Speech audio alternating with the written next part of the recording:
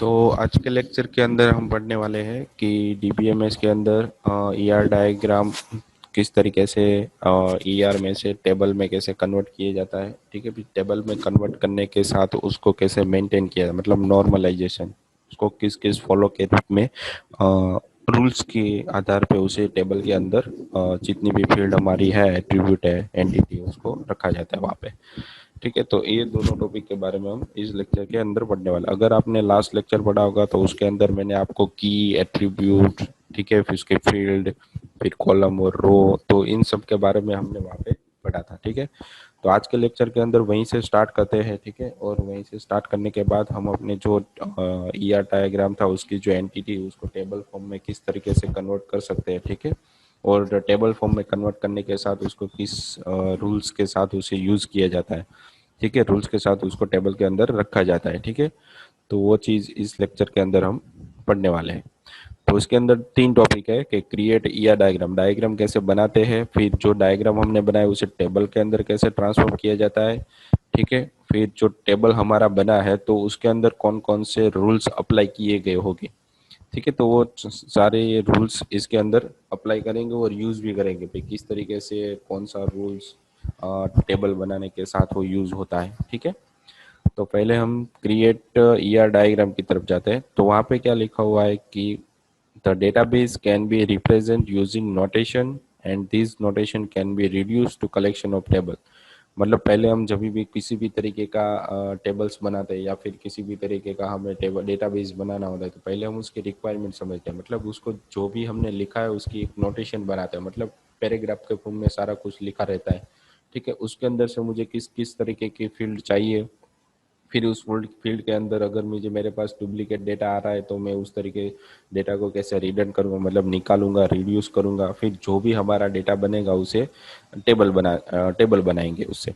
ठीक है, तो जो भी टेबल बना रहे उसके तभी हमें पता चलेगा कि एक टेबल का रिलेशन दूसरे टेबल के साथ किस तरीके से है। ठीक है, तो वो चीज़ हम इसके अंदर पढ़ने वाले हैं। ठीक है, तो यहाँ पे क्या हो गया कि स्कूल डायग्राम हम ईआर डायग्राम देखेंगे। ठीक है, तो उसको किस तरीके से बनाया गया है, ठीक है, उसके अंदर कौन कौन सी फील्ड है, कौन सी एट्रीब्यूट है, तो वो सारी इसके अंदर दिखाई गई है। तो देखो यहाँ पे क्या है कि जब यहाँ पे स्टूडेंट है तो स्टूडेंट एक एंटिटी है, जो भी आपका रेक्टेंगल के फॉर्म में दिया हुआ है वो आपकी क्या होगी, वन टाइप ऑफ एंटिटी। तो इसके अंदर चार एंटिटी टोटल दी हुई है। तो पहली तो है स्टूडेंट, फिर दूसरी है कोर्स, तीसरी है हमारे पास लेक्चर, चौथी है हमारे पास सब्जेक्ट। तो चार एंटिटी इस टेबल के अंदर हमें, मतलब इस ईआर डायग्राम के अंदर दी गई है। ठीक है, अब देखो हर एक स्टूडेंट, जो स्टूडेंट हमने एंटिटी दी है उसके बहुत सारे एट्रीब्यूट है। कौन कौन से एट्रीब्यूट है यहाँ पे, तो उसका डेट ऑफ बर्थ है, उसकी हॉबी है, तो हॉबी को क्या दिया हुआ है यहाँ पे, मल्टी वैल्यू दी है। मल्टी वैल्यू हमने लास्ट लेक्चर के अंदर पढ़ा था कि मल्टी वैल्यू किसे कहते हैं। ठीक है, तो हॉबी के अंदर अब बहुत सारी हॉबी आपकी ऐड करवा सकते हो, मतलब एक के साथ बहुत सारी वैल्यू है, तो ये मल्टी वैल्यू होगी। फिर एज है, तो एज किसके आधार पर डिसाइड होती है, उसकी डेट ऑफ बर्थ के आधार पर, मतलब ये क्या होगी आपकी एक अलग से कैंडिडेट की होगी। कैंडिडेट की मतलब किसके, दूसरी फील्ड के आधार पे आप इस एज फाइंड आउट करवा सकते हो, मतलब एज आप नहीं डालोगे तो भी चलेगा, बाय डिफॉल्ट वो कैलकुलेट करके आ जाएगी किसके आधार पे, डेट ऑफ बर्थ के बेस पे। ठीक है, फिर स्टूडेंट आईडी, तो स्टूडेंट आईडी क्या होगी आपके पास, प्राइमरी, क्योंकि उसके अंडरलाइन की हुई है तो ये आपकी वन टाइप ऑफ प्राइमरी की होगी, जिसके अंदर स्टूडेंट वाले टेबल के अंदर आप कभी भी उसकी डुप्लीकेट एंट्री नहीं डाल सकते। ठीक है, फिर स्टूडेंट का नाम यूनियन, ये तो सेम ही रहेगा, ये एट्रीब्यूट हो गया वन टाइप ऑफ। फिर उसके बाद एड्रेस है, तो एड्रेस को यहाँ पे क्या किया कहा जाता है, कंपोजिट की कहा जाता है, क्योंकि उसके अंदर भी बहुत सारी की यहाँ पे दी हुई है, पिन है, स्टेट है, सिटी है, स्ट्रीट है, डोर है। ठीक है, तो इस तरीके से। और उसके बाद यहाँ पे क्या दिया हुआ है आपको, कोर्स आईडी, तो स्टूडेंट के ये सारे एट्रीब्यूट्स हैं यहाँ पे, date of birth, hobby, student ID, student name, address, course ID. ठीक है, तो ये सारे क्या है यहाँ पे, एट्रीब्यूट्स हैं। ठीक है, अब एट्रीब्यूट के बारे में भी बता दिया मैंने आपको, और उसकी जो कौन सी की आप यूज कर रहे हो वो भी मैंने आपको यहाँ पे बता दिया। ठीक है, तो ये एक एंटिटी थी। फिर उसके बाद क्या था, थी मैनी टू मैनी, मतलब यहाँ पे एम लिखा हुआ है, बीच में अटेंड है और एन है, तो कोर्स और स्टूडेंट किस रिलेशन से यहाँ पे बने हुए हैं, ज्वाइन किए हुए हैं। तो यहाँ पे अटेंड्स नाम के रिलेशन से स्टूडेंट और कोर्स यहाँ पे ज्वाइन किए गए हैं। ठीक है, मतलब क्या हो गया कि किसी स्टूडेंट ने बहुत सारे कोर्स को ज्वाइन किया हुआ है या फिर अटेंड किया हुआ है, या फिर किसी कोर्स के अंदर बहुत सारे स्टूडेंट अटेंड उसके अंदर है, कोर्स किसी कोर्स के अंदर बहुत सारे स्टूडेंट, तो मैनी टू मैनी रिलेशनशिप हो गया। ठीक है, अब कोर्स नाम की एंटिटी के अंदर हम जा रहे हैं तो वहां पे क्या लिखा होगा, सिर्फ कोर्स का नाम होगा और उसकी एक यूनिक आईडी मतलब प्राइमरी की होगी, उसके अंदर और कुछ नहीं है, उसकी ड्यूरेशन फीस और कुछ लिखा नहीं है। ठीक है, तो यहाँ पे हमें सिर्फ दो ही फील्ड के साथ एट्रीब्यूट के साथ उसको वर्किंग करना पड़ेगा।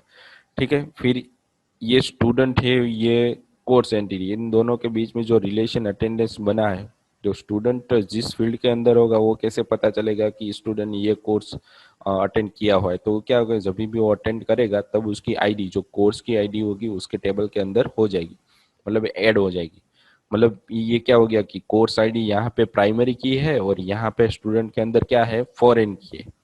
तो कोर्स आईडी आपकी क्या हो गई, वन टाइप ऑफ एक फॉरेन की, कहाँ पे, स्टूडेंट वाले टेबल के अंदर, और यहाँ पे कोर्स के अंदर वो प्राइमरी की है। ठीक है, फिर क्या है यहाँ पे, कोर्स और सब्जेक्ट इन दोनों के बीच में many one two many relation है। ठीक है, मतलब एक कोर्स के अंदर क्या होगा कि बहुत सारे सब्जेक्ट हो सकते हैं, पर बहुत सारे सब्जेक्ट के अंदर कोई एक ही कोर्स होगा।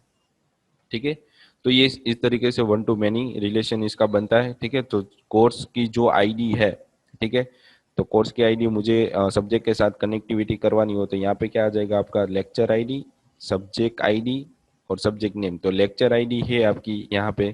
ठीक है, तो ये क्या होगी आपकी, वन टाइप ऑफ एक फॉरेन की होगी, कहाँ से आ रही है, लेक्चर वाले टेबल के अंदर से।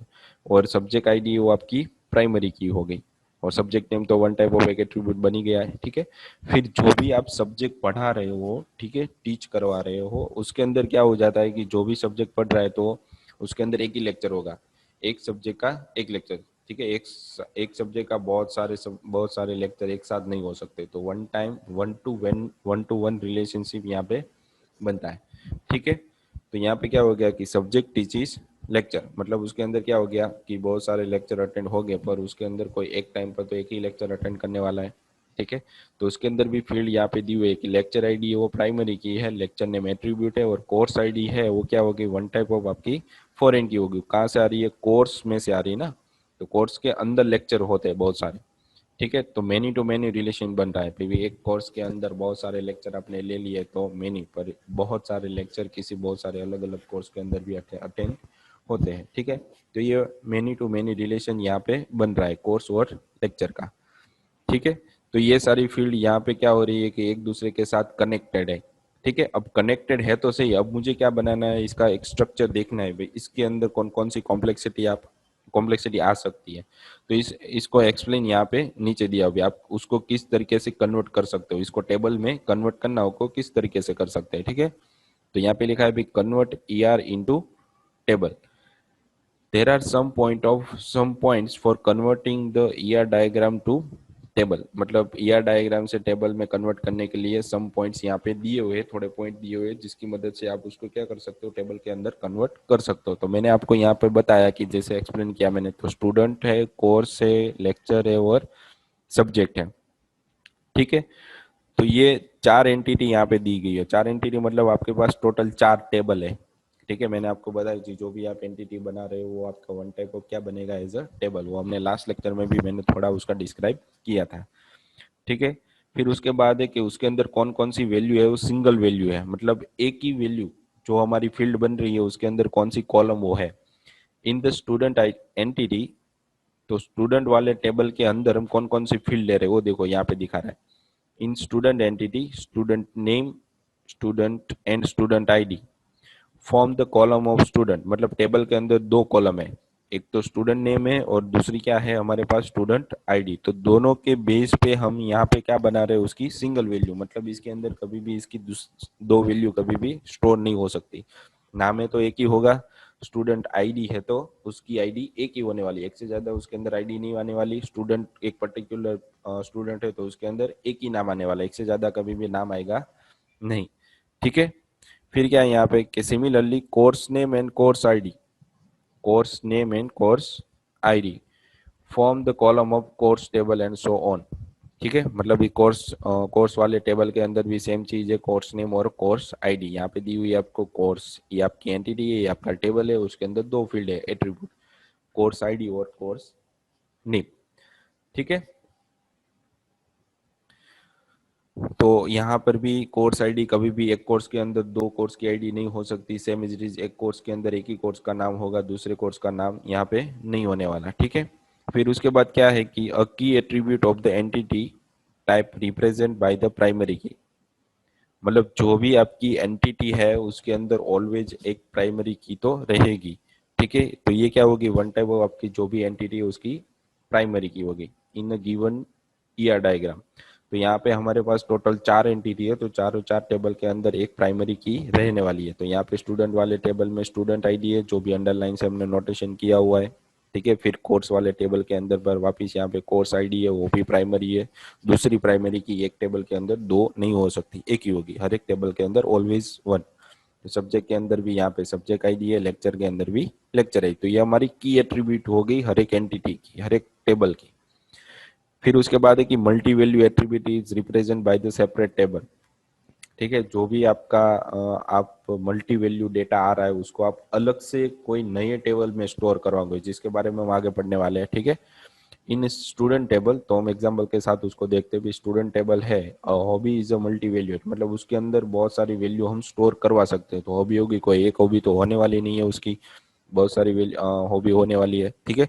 तो इसको मैं क्या करवाऊंगा कि स्टूडेंट आईडी के साथ उसको नए टेबल के अंदर स्टोर करवा दूंगा, तो मुझे एक एक्स्ट्रा टेबल भी वहां पे बनाना पड़ेगा। फिर क्या है कि so it is not possible to represent a multi value in a single column, मतलब सिंगल कॉलम के अंदर मल्टी वैल्यू आप प्रेजेंट नहीं कर सकते, मतलब नहीं डाल सकते। तो एक दिक्कत हो जाएगी वहां पे, फिर पता कैसे चलेगा कि उस स्टूडेंट की कितनी हॉबीज है, ठीक है। तो उसके लिए जो मल्टी वैल्यू है उसके लिए अलग से कोई नया टेबल हम बनाते हैं।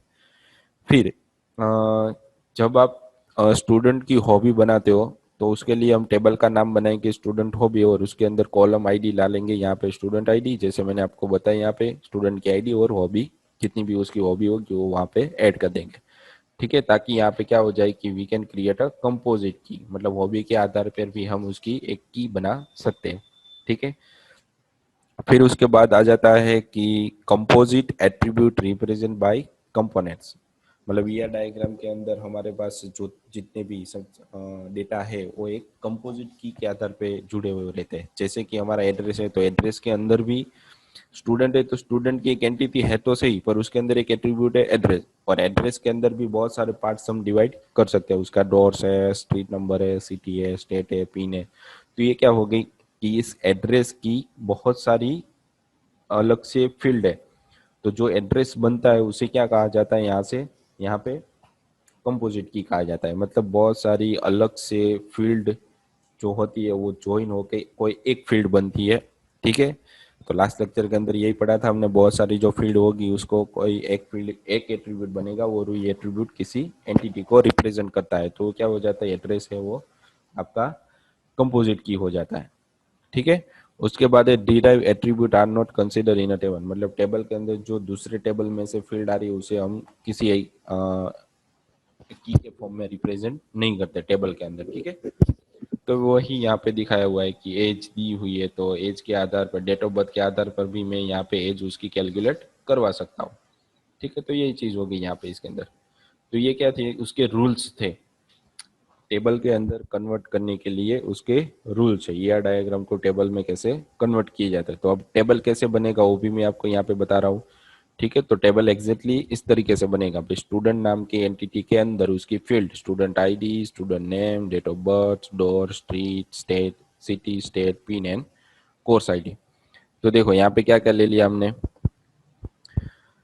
Student ID, student name, door, city, street, state, pin, फिर कोर्स आईडी। हॉबी को हमने कहाँ पे डाला है, उसके नए टेबल के अंदर, और डेट ऑफ बर्थ जैसे हमने ले लिया है तो उसकी एज डालने की मुझे जरूरत नहीं है, ठीक है। और हॉबी कहाँ पे चला गई, हमारी नए टेबल के अंदर, तो डेट ऑफ बर्थ आ गई, तो हॉबी कहाँ पे चला गया, नए टेबल के अंदर। तो यहाँ पे देखो आ गया स्टूडेंट हॉबी, और उसको कहाँ पे कर दिया उसने, स्टूडेंट आईडी के साथ उसकी हॉबी भी यहाँ पे डिफाइन कर दी है। तो एक नया टेबल मुझे बनाना पड़ेगा, किसके आधार पर, मल्टी वैल्यू है इसलिए, ठीक है।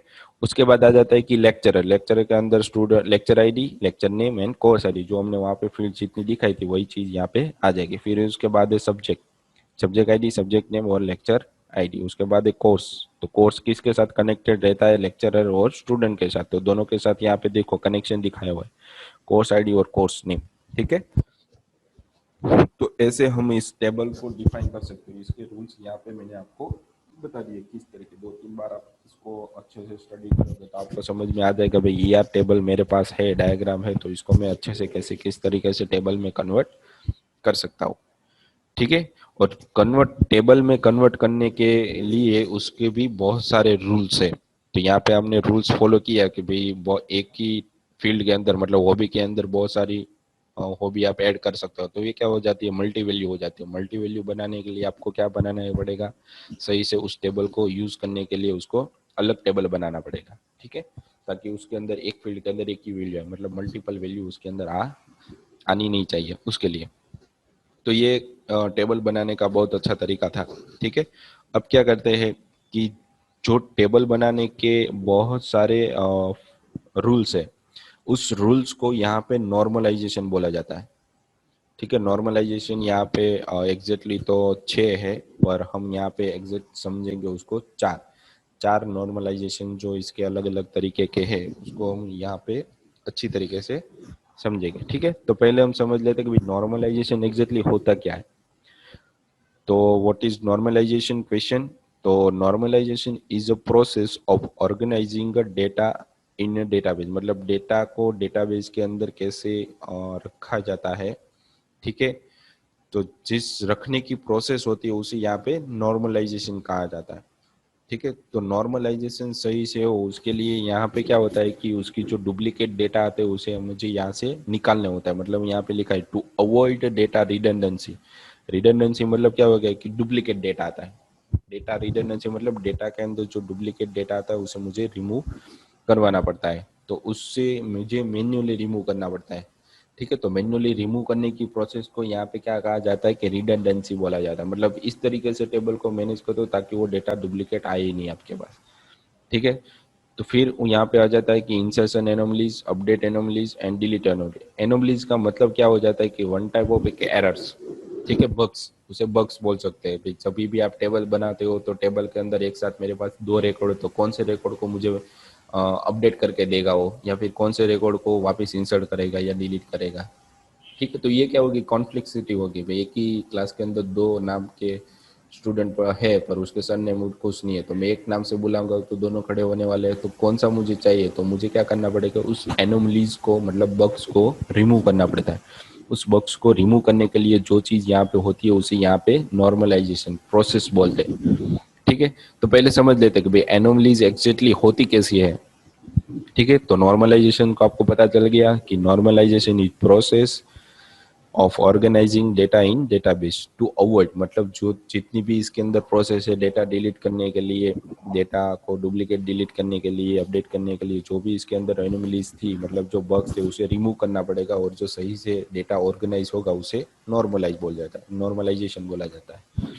ठीक है, तो पहले हम समझ लेते हैं कि भाई एनोमलीज बग्स क्या होती है, इसके अंदर किस तरीके से होती है।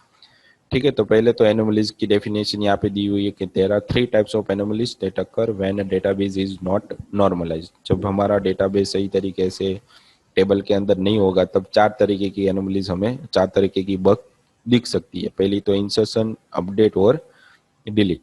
तो पहले एग्जाम्पल के साथ हम इसको समझते हैं। ठीक है, तो यहाँ पे लिखा हुआ है कि suppose manufacturer company store employee.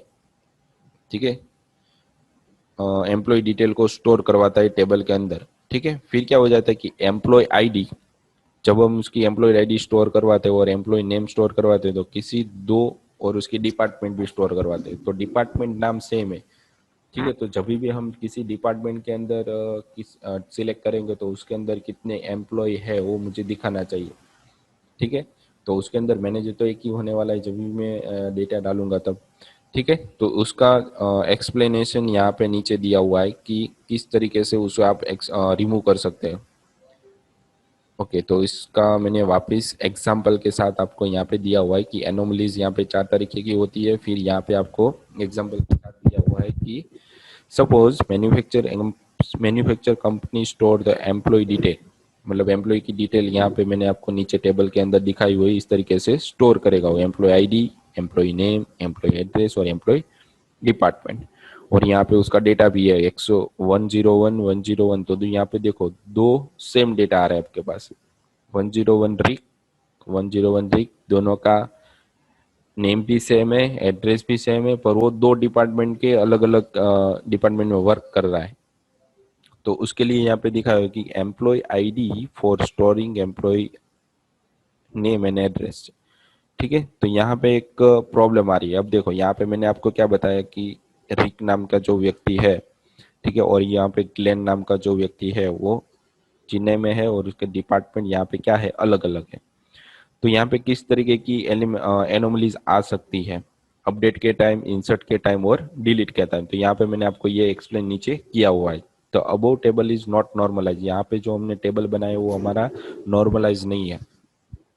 ठीक है, किस तरीके से नॉर्मलाइज नहीं है, तो यहाँ पे देखो अपडेट एनोमलीज हम देखते हैं कि in the above table we have two row for employee. ठीक है, एम्प्लॉय के लिए यहाँ पे रिक नाम के एम्प्लॉय के यहाँ पे दो रो है।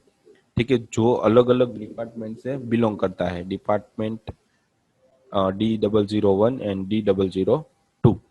ठीक है, अब देखते हैं, if you want to update the address of Rick, मुझे रिक नाम के व्यक्ति का उसका एड्रेस चेंज करना है। तो जब भी मैं अपडेट कराऊंगा तो किस में वो चेंज करेगा, ये पहले वाले डिपार्टमेंट के अंदर या सेकंड रो के अंदर, फर्स्ट रो के अंदर या सेकंड रो के अंदर, तो वो कंफ्यूज हो जाएगा। तो ये क्या हो गई, वन टाइप ऑफ एक बग होगी ना।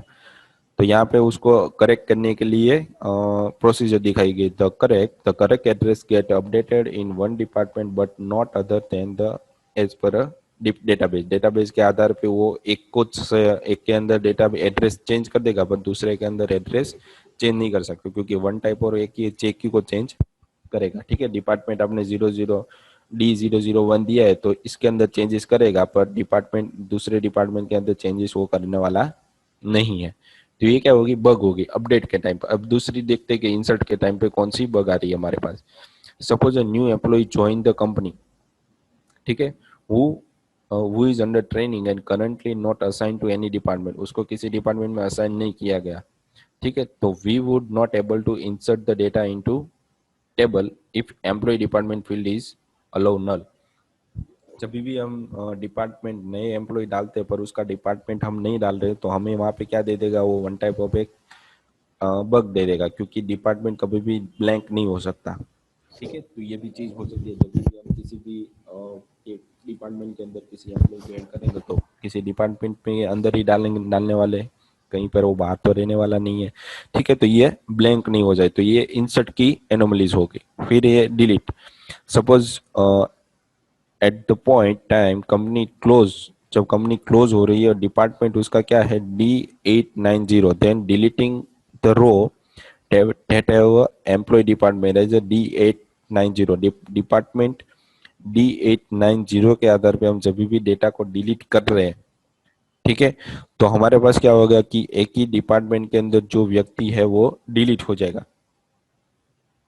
ठीक है, तो यहाँ पे मैगी नाम की जो एम्प्लॉय है उसका जितना भी डेटा हमारे पास है वो सारा यहाँ से रिमूव हो जाएगा। मतलब रिमूव नहीं होना चाहिए, वो क्या हो जाना चाहिए, हमारे पास जो इस डिपार्टमेंट है, ये डिपार्टमेंट बंद हो रहा है, मतलब डिपार्टमेंट तो होना चाहिए हमारे पास।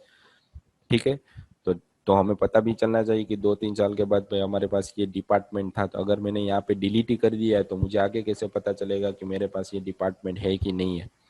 ठीक है, तो ये चीज इसके अंदर रहती है, मतलब डिलीट के अंदर इस तरीके की एनोमली जाती है, अपडेट के अंदर और इंसर्ट के अंदर। ठीक है, अब उसको सही किस तरीके से किया जाता है, तो उसके नॉर्मलाइजेशन के टाइप के आधार पे। तो पहला हमारे पास 4 तरीके के हमारे पास नॉर्मलाइजेशन है। तो फर्स्ट नॉर्मलाइजेशन हमारे पास है कि first normal form, second normal form, third normal form and boys code normal form. ठीक है, तो फर्स्ट नॉर्मल फॉर्म के अंदर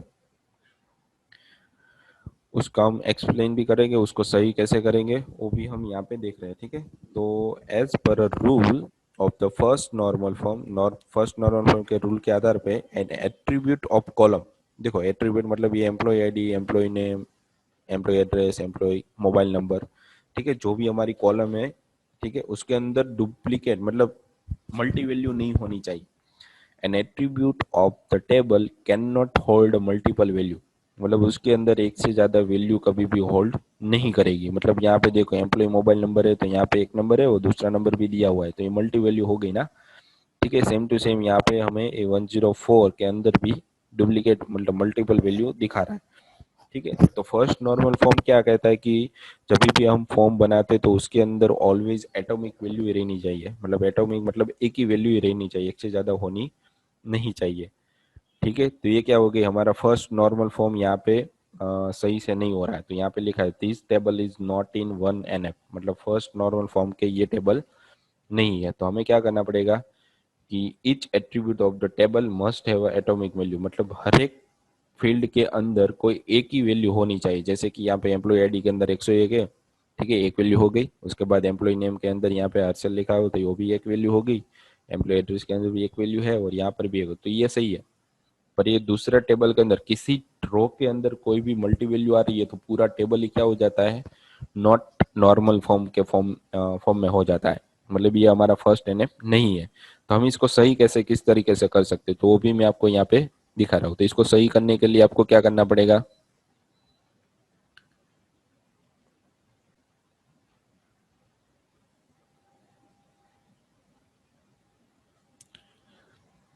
ओके, तो इसको सही करने के लिए यहाँ पे मुझे सेम टू सेम एक नया टेबल बनाना पड़ेगा। उसके अंदर क्या हो जाएगा कि एम्प्लॉय आईडी, ठीक है, और जो नंबर यहाँ पे दिए हुए हैं, ठीक है, तो ये नंबर हर बार एम्प्लॉय मोबाइल नंबर है वो मुझे दूसरी फील्ड में चाहिए। तो ये हमारे इस टेबल के अंदर सिर्फ कितना रहेगा हमारे पास कि हमारे पास एम्प्लॉय एड्रेस, एम्प्लॉय नेम और एम्प्लॉय आईडी रहेगा। हम एम्प्लॉय मोबाइल को कहाँ पे डाल देंगे, एक नया टेबल बनाएंगे, ठीक है, उस टेबल का नाम देंगे हम एम्प्लॉय मोबाइल, ठीक है, एम्प्लॉय मोबाइल नंबर ऐसे हम नाम दे देंगे और उसके अंदर एम्प्लॉय आईडी और हर एक एम्प्लॉय का नाम रहेगा, समथिंग 102। इस नंबर का इस एम्प्लॉय के दो नंबर है तो मेरे पास एम्प्लॉय 102, फिर ये नंबर आ जाएगा, फिर दूसरी बार एंट्री पड़ेगी तो उसके अंदर 1029900 ये नंबर आ जाएगा, मतलब दो बार इसकी हर एक के अंदर एक ही वैल्यू हो जाएगी। तो हमारा जो फर्स्ट एनएफ था वो सही हो जाएगा। ठीक है, तो ये फर्स्ट एनएफ हो गया। उसके बाद आ जाता है कि सेकंड एनएफ। तो सेकंड एनएफ के दो रूल्स हैं। A table is said to be a two NF if both following condition hold. वो क्या कहता है कि नीचे की दोनों कंडीशन सही हो रही है तो हमारा वो टू एनएफ फॉर्म होगा। तो table is in first form में होना चाहिए, मतलब उसके अंदर सिंगल वैल्यू ही होनी चाहिए, एटॉमिक वैल्यू होनी चाहिए हर एक फील्ड के अंदर। और दूसरी कि no non prime attribute is dependent on a prime proper subset of any candidate key of the table. मतलब तो क्या कहता है कि जो भी प्राइम नंबर है हमारे पास है, ठीक है, तो यूनिक होना चाहिए हर एक फील्ड के अंदर, डुप्लीकेट वो डेटा आना नहीं चाहिए।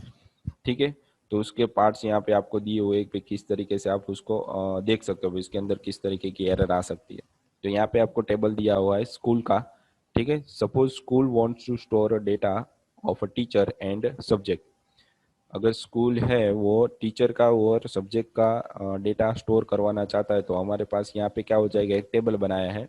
ठीक है, the create they create a table that looks like this, मतलब इस तरीके से वो दिख रहा है कि टीचर आईडी यहाँ पे है, यहाँ पे सब्जेक्ट है, यहाँ पे टीचर की एज है। तो कोई एक टीचर है वो एक साथ दो सब्जेक्ट ले रहे हैं तो उसकी आईडी यहाँ पे है तो सही, पर उसके सब्जेक्ट अलग अलग हो गए। तो यहाँ पे वो जो टीचर की एज है वो बार बार दिखाने की जरूरत मुझे नहीं है। ठीक है, तो यहाँ पे दो बार दिखनी पड़ी है ना मुझे। तो since a teacher can teach more than one subject the table have a multiple row of same teacher, मतलब एक ही टीचर की यहाँ पे दो रो बन रही है। ठीक है, टीचर तो एक ही होना है, समथिंग एक टीचर 5 सब्जेक्ट ले रहा हो, 5 सब्जेक्ट ले रहा हो तो यहाँ पे क्या हो जाएगी 5 रो आ जाएगी ना। तो यहाँ पे वो कैंडिडेट की बन रही है कौन सी, तो बस टीचर आईडी एंड सब्जेक्ट के आधार पे, टीचर आईडी एंड सब्जेक्ट के आधार पे क्या बन रहा है यहाँ पे आपके पास एक कैंडिडेट की, मतलब इन दोनों को मिला के आप एक की बना सकते हो। और नॉन प्राइम एट्रीब्यूट कौन सा है यहाँ पे, टीचर है, जिसके अंदर डुप्लीकेट डेटा आता है उसे यहाँ पे non prime value non prime attribute बोलते हैं। तो एज तो किसी की भी सेम हो सकती है, ठीक है, तो उसके अंदर हम कुछ कर नहीं सकते।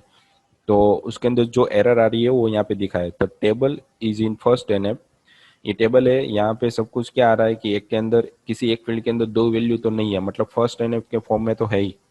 ठीक है, because each attribute has atomic value and it is not two N F. ये टू एन एफ नहीं है because non prime attribute teacher age is dependent on the teacher ID, मतलब टीचर की आईडी के आधार पे उसकी एज बार बार यहाँ पे दिखा रही है, मतलब वो एक ही बार होनी चाहिए, उसका एक सेट बना दो। अगर दूसरी बार वो आ रही है तो ये आपका 2NF फॉर्म टेबल का फॉलो नहीं कर रहा। ठीक है, तो फर्स्ट NF है पर 2NF नहीं है। ठीक है, this violet the rule of 2NF। ये रूल हमने जो बनाया है, ठीक है, ये हमारा टेबल का रूल्स ब्रेक कर रहा है। तो यहाँ पे लिखा है no non prime attribute is dependent on the proper subset of any candidate key of table. मतलब कैंडिडेट की है वो आपकी किसी नॉन प्राइम के साथ एट्रीब्यूट के साथ अटैच नहीं होनी चाहिए। मतलब ये आपकी दोनों क्या होगी यहाँ पे, सब्जेक्ट और टीचर आईडी आपकी कैंडिडेट की होगी, तो इस टीचर एज के साथ वो अटैच नहीं होनी चाहिए। तो उसको सॉल्यूशन के लिए उन लोगों ने दो टेबल बना दिए। एक तो टीचर डिटेल नाम का टेबल बनाया, उसके अंदर क्या बनाया, टीचर की एज, टीचर आईडी और टीचर की एज बना दी।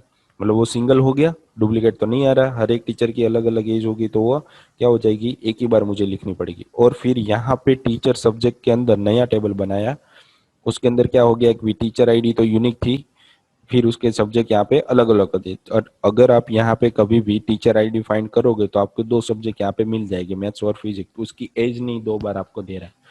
मतलब टेबल को फेच करवाने के लिए आपका क्या हो गया कि बहुत ही इजी मेथड हो गया। ठीक है, तो ये चीज थी इसको सॉल्व करने के लिए। तो 2NF भी हमारा यहाँ पे सक्सेसफुली फॉलो हो रहा है। अब उसके बाद थर्ड 3NF और बॉयज कोड, ये हम नेक्स्ट लेक्चर के अंदर पढ़ने वाले हैं। ठीक है, तो आज के लेक्चर के लिए हम इतना रखते हैं। हम कल के लेक्चर के अंदर हम थर्ड 3NF और बॉयज कोड और उसके बाद हमारी जो एसिड प्रॉपर्टी है, ठीक है, जिसके आधार पे हम टेबल बनाया तो है, फिर टेबल के अंदर जो भी डेटा स्टोर हो रहा है वो किस तरीके से हो रहा है।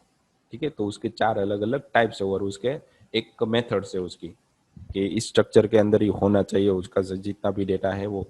ठीक है, तो जितने भी कॉन्सेप्ट है वो बाकी के जितने भी रह गए वो हम कल पढ़ लेंगे। ठीक है, तो ताकि हमारा पूरा टॉपिक यहाँ पे ओवर हो जाए। ठीक है, तो आज के लेक्चर के अंदर हमने क्या पढ़ा कि ER डायग्राम में से टेबल किस तरह से बनाते हैं हम। ठीक है, तो हमने यहाँ पे किस तरीके से बनाया, क्रिएट ER डायग्राम, तो मैंने यहाँ पे ER डायग्राम आपको बताया, उसकी फील्ड भी आपको समझाई। ठीक है, फिर कनेक्शन कैसे होता है वो भी समझाया। फिर यहाँ पे 5 तरीके के आधार पे उसके टेबल के अंदर कन्वर्ट किया जाता है, तो ये सारी फील्ड मैंने आपको यहाँ पे एक्सप्लेन की। फिर टेबल हमने बनाया, ठीक है, जो भी कॉम्प्लेक्सिटी थी वो हमने नए टेबल के अंदर डाल दी। फिर उसके नॉर्मलाइजेशन, तो नॉर्मलाइजेशन प्रोसेस क्या है और उसके अंदर कौन कौन सी चीज़ें हटाने से हमारा नॉर्मल फॉर्म टेबल बनता है। ठीक है, तो जो एनोमलीज थी वो भी हमने यहाँ पे देख ली भी किस तरीके से वो आती है। ठीक है, उसको किस तरीके से रिमूव किया जाता है। ठीक है, फिर रिमूव करने के लिए हमारे पास यहाँ पे 4 तरीके के NF है, नॉर्मल फॉर्म है। ठीक है, तो 2 हमने पढ़े यहाँ पे, बाकी के 2 है वो हम कल पढ़ लेंगे। ठीक है, कल पढ़ने वाले हैं और उसके साथ नए टॉपिक भी पढ़ने वाले हैं। ठीक है, तो ये आज जितना भी आपने पढ़ा वो आपको अच्छे से याद होना चाहिए ताकि आपको कल 3NF और बॉयज कोड नॉट फॉर्म में प्रॉब्लम ना हो। ठीक है, तो अच्छे से समझ लेना, कॉन्सेप्ट क्लियर कर लेना किस तरीके से यूज होता है। ठीक है, तो जैसे ही हमारा लेक्चर खत्म हो रहा है, ठीक है, तो यहाँ पे आपको 3 क्वेश्चन दिए गए हैं लेक्चर के रिलेटेड। ठीक है, तो वो आपको सबमिट करवाने रहेंगे आपकी जो RNWT की जो एप्लीकेशन है उसके अंदर, जिसके मदद से आपकी अटेंडेंस वहाँ पे हो जाएगी। ठीक है, तो आज के लेक्चर के लिए इतना ही था।